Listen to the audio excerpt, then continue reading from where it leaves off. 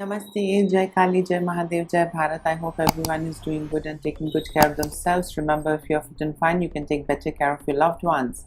So today we are going to talk about 8 signs that it is a trauma bond and not love. Often we are unable to differentiate between trauma bond and love. So this video is all about understanding what is trauma bond and how it is different from love. Yeah. And also, if you see, trauma bond refers to a deep emotional attachment. Yeah, a very deeper level of emotional attachment that one might feel towards their abuser. Yes, the one who abuses in this relationship, to them this bond develops. And also it's more likely to develop in those who have a history of abuse, exploitation, or emotional codependency. Yeah. And I mean, those who have all these problems in their past relationship, I mean, either they were abused, or they were emotionally codependent, or they were exploited in their past relationship. These kind of people are more likely to develop trauma bond with their abusers, or I mean, however they look at it or however they perceive. And this is the basic difference. So if you see, regardless whether the relationship is romantic, platonic, or familial in nature, trauma bond can easily be mistaken for feelings of love, yeah, and commitment towards another person. So it can easily be misunderstood, trauma bond, and we need to understand that it's very different from love. Yeah. So now let us understand what are the 8 signs to look out for, whether it's a trauma bond or whether it's love. Yeah. So if you see, the first thing in a trauma bond is that the person is outwardly charming.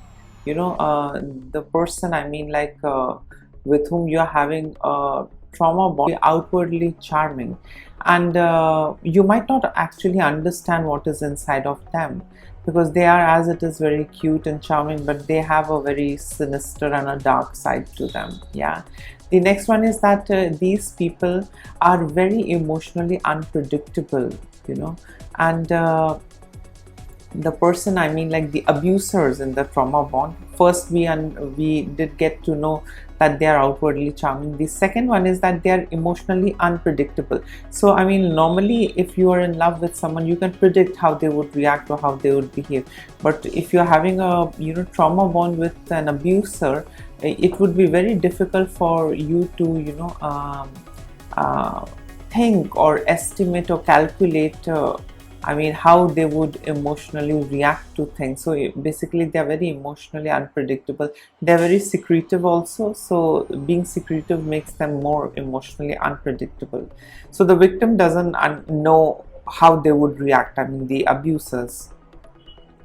And also, if you see, when it comes to these abusers, they tend to take their problems out on you. So whatever problems they have in life or whatever issues they have, they'll just blame it on you.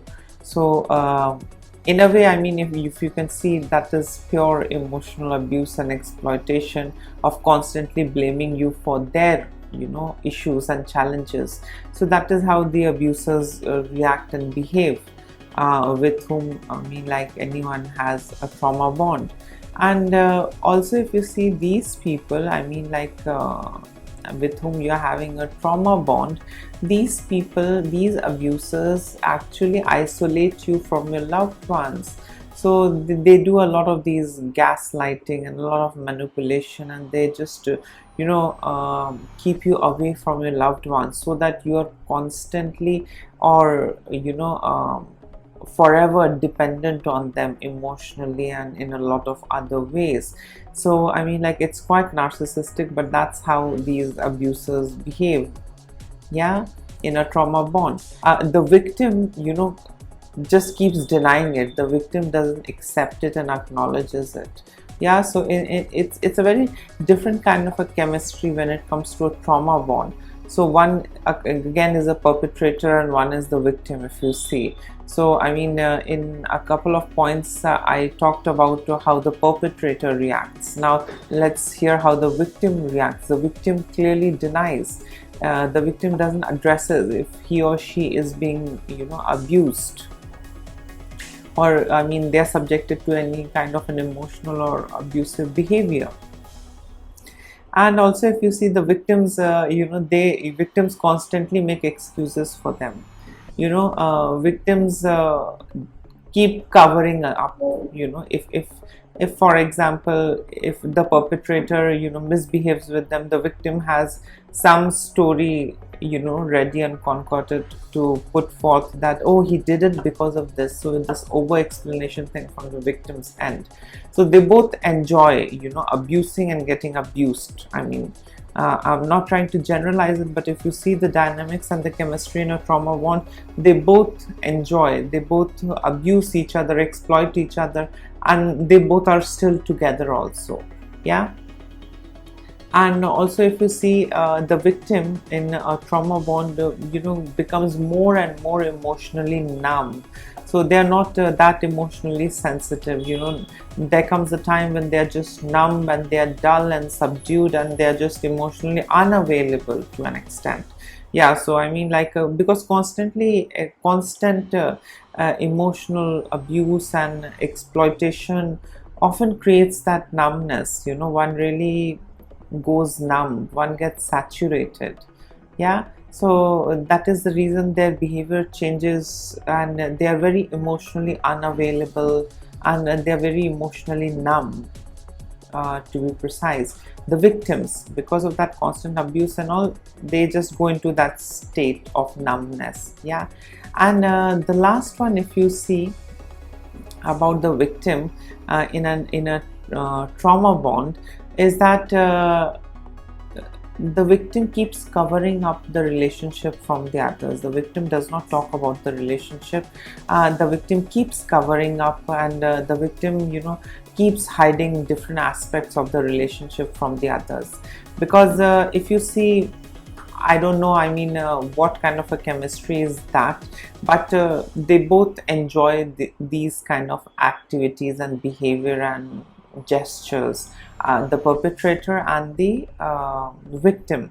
So I'll repeat once again so that there is clarity. So there are first 4 points of the perpetrator to look at in a trauma bond.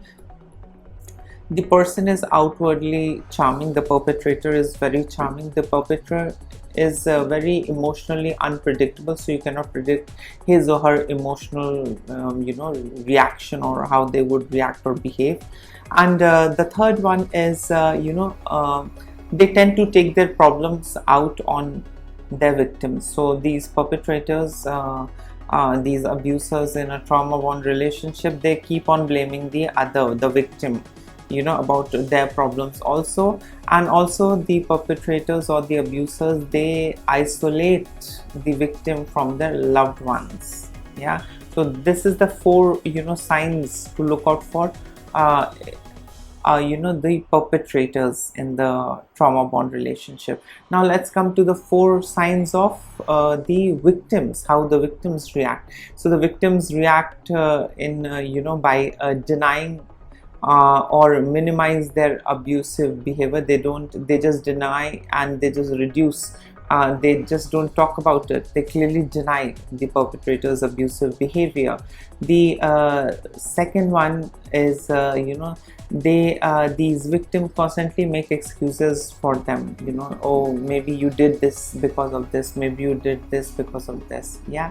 The third one is that the victims, they become emotionally numb after a period of time. With so much of exposure of all these abuse and exploitation, they get saturated and they go numb. And the last one is that these victims keep hiding the all kinds of aspects of the relationship from the others. So they don't talk about it. They just keep hiding. They keep covering up that, oh, it's everything is fine, oh, we love each other, and blah blah blah blah blah. So now I hope you guys can understand that there is something called trauma bond also. And I mean, it's absolutely a kind of a emotional attachment towards the abuser. Yeah, and this is definitely not love, because love is again a two-way process where both, you know, loves equally, and there is no abuse, there is no scope of abuse, and both, you know, grow into the relationship. So there is no cover up needed, there is no blaming needed, and there is nothing of that sort that you can see when there is love. But yes, trauma bond is different, and often trauma bond is identified as love.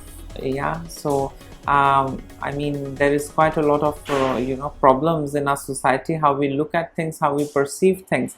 So yes, trauma bond is very different from love, and love is very different from trauma bond. And in case if you would like to add in something to this topic, you can always comment below, and please do like, share, subscribe the channel. And in case if you have any experience to share about your trauma bond, you can always comment below, you can write me a mail. Till then, please take care of yourself. Bye.